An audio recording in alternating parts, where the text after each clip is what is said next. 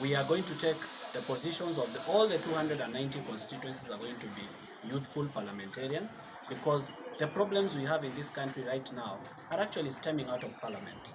If parliament was working, we would not be having the problems that we have. The youth would not have to go on a demonstration, because it's parliament that's supposed to impeach a cabinet secretary.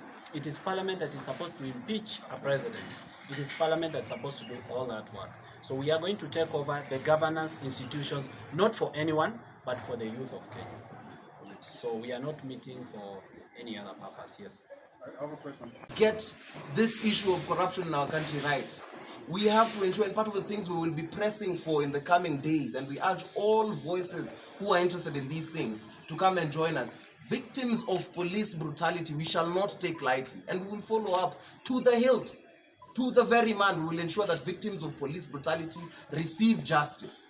We are also very, very keen on focusing on clinching all these elective seats, because for far too long, when you see young people gathered in front of a camera, we are the ones who stir the water, and then the political class jumps into the water. And I'm saying this knowing full well that I'm in the Orange Democratic Movement. Anybody who stands in the way of progress, of getting justice for police brutality, anyone who stands in the justice for our quest to unearth corruption and thinks of it as a joke, anyone who's playing around with devolution, we will make that an election issue. And that's why we are saying we have put our differences aside, and we have gathered here as members of all those parties. This is not a political party.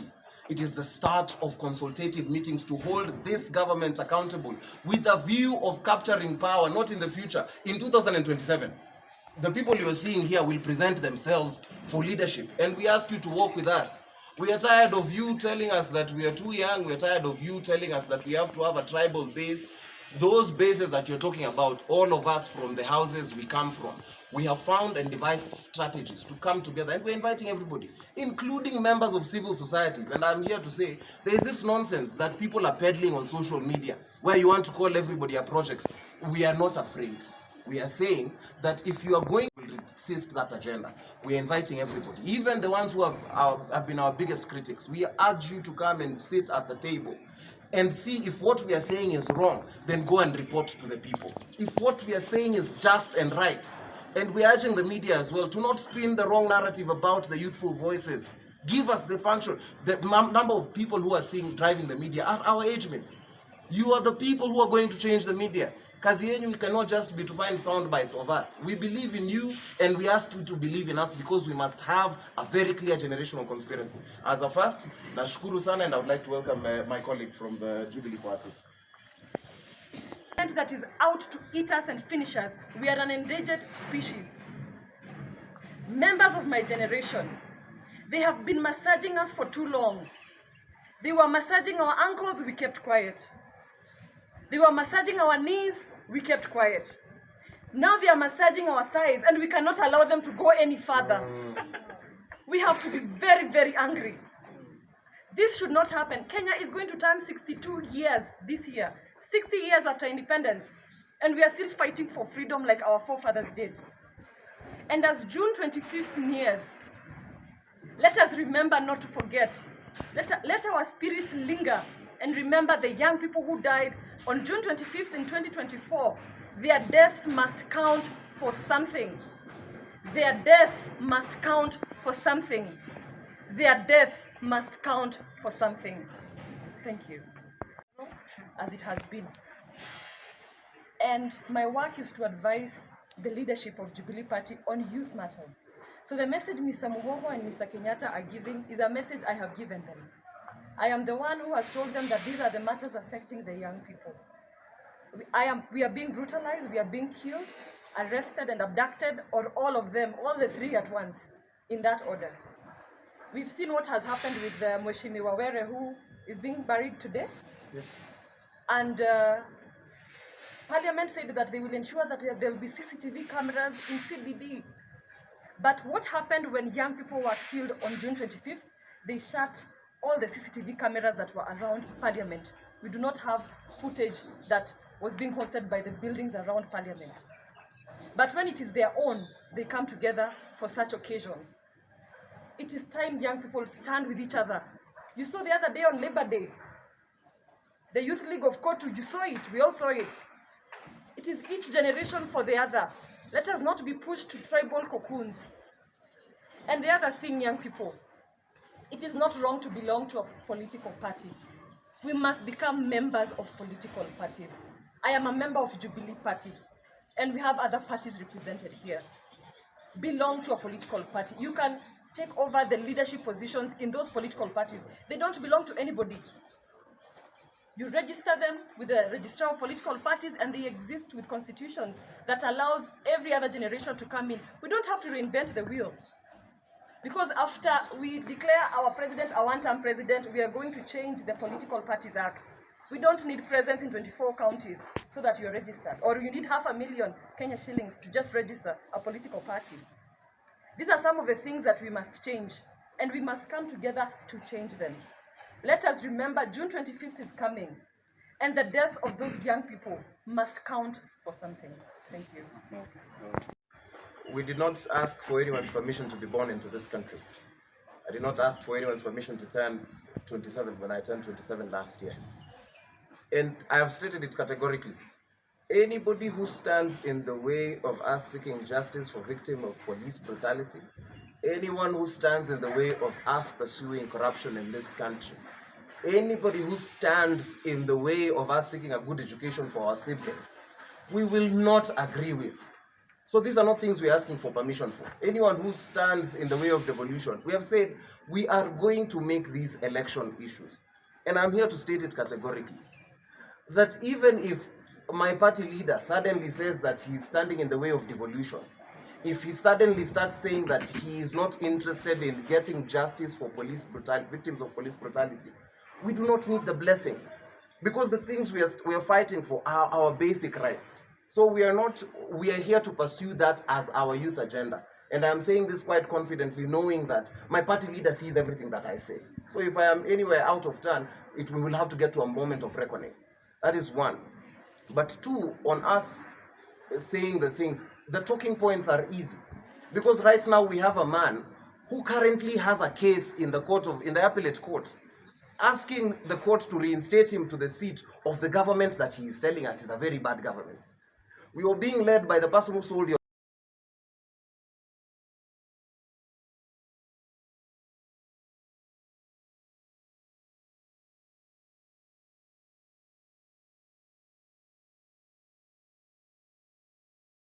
grandmother fake fertilizer, mixed it with sand and cow dung, is the same person who's telling us that they are going to redeem us.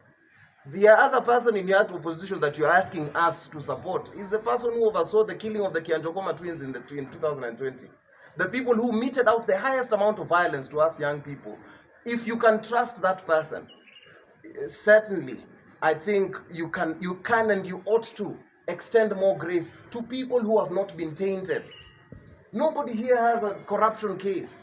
The worst thing that these young men and women have done here is be so good at what they do that the praying political class has identified their talent. That's all you can blame them. All you can blame Maliba for is for being such an excellent communicator to the point where you thought the government was working. All you can blame anyone here for is excellence. So vote. We are looking for the vote of every like-minded Kenyan, whether old or young, jobless or jobful, sick or alive, healthy or hungry, umeshiba unanja, tunataka kukuomba. We are going to transform this country with your blessing. We are not going to give hollow promises. We are not going to take chances. We are not giving you a dime to throw for the luck that you get, for the bet that you put. It is not a bet. It is a projection of your investment of mind, vision and thought for the sake of transforming this country. We are not going to sit while they slaughter and give us only the horns and the tails, yet they eat everything within the cow. We must be the part of the persons deliberating, deciding and distributing the cow, because it is our cow. It is not going to be their cow anymore, because Kenya is ours and it is not going to belong to the money barons who have stolen from us simply because of the opportunities they had when we didn't have those opportunities. When our grandfathers didn't have those opportunities, they took all the lands. When our grandfathers didn't have the opportunity, they threatened our grandfathers and they made them look like if they're young people and they're small. We are going to be big in our own making. And as a people, we must stand as one without division of any speculation or suspicions. We must stand beyond any generational divide and bring what is for us. Justice is all that we want, and freedom that is given in the Constitution, together with the rights that accrue in it, must be for us with reality and not a mirage. What has happened today is simple but significant. Young people have met. Young people have agreed to journey together. For a long time nyinyi wa Kenya mmekuwa mkituambia kwamba mnataka kuona a third alternative. Mmekuwa mkisema kila siku you are tired of the same recycled politicians. Here we are. Wa Kenya, we are offering ourselves to you as that third alternative that you have always been asking for. And all we are telling you is we are coming to you. Unajua mmezoea kutuona kwa media. This is a different thing altogether. We are coming to a town near you. We are coming to a market near you. We are coming to a church near you. And for everybody who was saying, who is the third alternative? Here we are. So we have the Ruto regime. We have those people who are in the opposition. And then we have fresh, young leaders who are not tainted by any form of rubbish. And they are telling you, here we are, we want to work together. Wakenya na waomba, cha kwanza mtukubali. Cha pili mtushike mkono. We don't have land cruisers to come on top of. We don't have big speakers. We don't have money to splash. But we are coming to you as we are. And the reason we are coming to you as we are is because that is how you people are. You have been impoverished. A lot has been taken away from you. So we are coming to you as we are. So this here is not a press briefing. It's an opportunity to inform you that these young people are literally taking the battle to you. 290 constituencies, we want them. 1,450 wards, we want them. The Senate, we want the seats. And by the way, we are also going for the presidency. So if any young person had a question, the reason we are here is simple. We want the presidency, we want the whole 290 constituencies, and by the way, we want every other possible elective seat that we can get to go to young people who are progressive. Most finally, I've always said that the way a Kenyan buys a cow from the auction is more thorough than how they choose a leader. Yanauliza hii ng'ombe iko na kilo ngapi, ilidungwa shindano siku gani. They are very, very serious about how they buy the cow. But we are not serious about how we choose our leaders. And that's why we are coming together, because we want to speak to Kenyans. And we want to tell them this time round, we shall vet our leaders with the same measure we use to vet the cow that we buy from the auction. God bless Kenya. I think that this is our moment and we need to take it back. We have been, nobody is new in Kenyan politics. These same people who are in the political space have been there since you were born.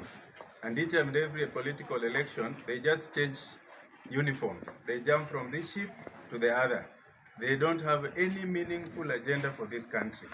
So it is us as a generation to take this moment and to drive our own agenda. And this is why we are meeting here today. The journey has just started, and we are going to hit the ground so hard, and we are sure there's no obstacle that is going to stand before this young generation. We are looking for all like-minded people. As you can see, we are sourcing for all like-minded people. This is an open forum. The mission we are going to set up is going to cover everybody for the benefit of our country. Thank you very much.